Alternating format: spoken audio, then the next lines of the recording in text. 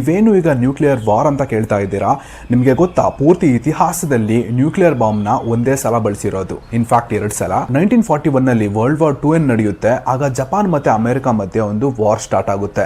ಆಗ ಅಮೆರಿಕ ಅವರು ಜಪಾನ್ಗೆ ಹೇಳ್ತಾರೆ ಸರೆಂಡರ್ ಆಗಿ, ಇಲ್ಲ ಅಂದ್ರೆ ನಾವು ನ್ಯೂಕ್ಲಿಯರ್ ವೆಪನ್ಸ್ ನ ಯೂಸ್ ಮಾಡ್ತೀವಿ ಅಂತ. ಆದ್ರೆ ಆಗ ಯಾರಿಗೂ ಗೊತ್ತಿರೋದಿಲ್ಲ ನ್ಯೂಕ್ಲಿಯರ್ ವೆಪನ್ ಇಂದ ಇಷ್ಟೆಲ್ಲ ಹಾನಿ ಆಗುತ್ತೆ ಅಂತ. ಜಪಾನ್ ಅವರು ಇದನ್ನ ಅಷ್ಟು ಸೀರಿಯಸ್ ಆಗಿ ತಗೊಳ್ಳಲ್ಲ, ಸರೆಂಡರ್ ಆಗೋದಿಲ್ಲ. 6 ಆಗಸ್ಟ್ 1945 ಅಮೆರಿಕ ಅವರ ಬೋಯಿಂಗ್ B-29 ಏರ್ಕ್ರಾಫ್ಟ್ ಅಲ್ಲಿ ನ್ಯೂಕ್ಲಿಯರ್ ವೆಪನ್ ನ ಕ್ಯಾರಿ ಮಾಡ್ತಾರೆ. ಹಾಗೆ ಬೆಳಿಗ್ಗೆ ಕರೆಕ್ಟ್ ಆಗಿ 8:15ಕ್ಕೆ ಹಿರೋಶಿಮಾ ಅನ್ನೋ ಪ್ಲೇಸ್ ಅಲ್ಲಿ ಬಾಂಬ್ ನ ಡ್ರಾಪ್ ಮಾಡ್ತಾರೆ. ಭೂಮಿಗಿಂತ 600 ಮೀಟರ್ಸ್ ಮೇಲೆನೆ ಬಾಂಬ್ ಎಕ್ಸ್ಪ್ಲೋಡ್ ಆಗುತ್ತೆ, ಬ್ಲಾಸ್ಟ್ ಆಗುತ್ತೆ.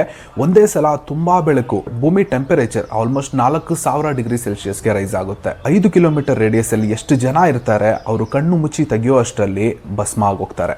ಆಲ್ಮೋಸ್ಟ್ 1,40,000 ಜನ ಸಾಯ್ತಾರೆ. ಬ್ಲಾಸ್ಟ್ ಯಾವ ರೇಂಜ್ಗೆ ಆಗುತ್ತೆ ಅಂದ್ರೆ ಇದನ್ನ ಸ್ಪೇಸ್ ಇಂದನೂ ಸಹ ನೋಡ್ಬೋದಿತ್ತಂತೆ. ಇದರಿಂದ ಇನ್ನು ಸುಧಾರಿಸಿರೋದಿಲ್ಲ. ಮತ್ತೆ 9ನೇ ಆಗಸ್ಟ್ 11:02ಕ್ಕೆ ನಾಗಸಕಿ ಅನ್ನೋ ಇನ್ನೊಂದು ಪ್ಲೇಸ್ ಅಲ್ಲಿ ಬಾಂಬ್ ಬ್ಲಾಸ್ಟ್ ಮಾಡ್ತಾರೆ.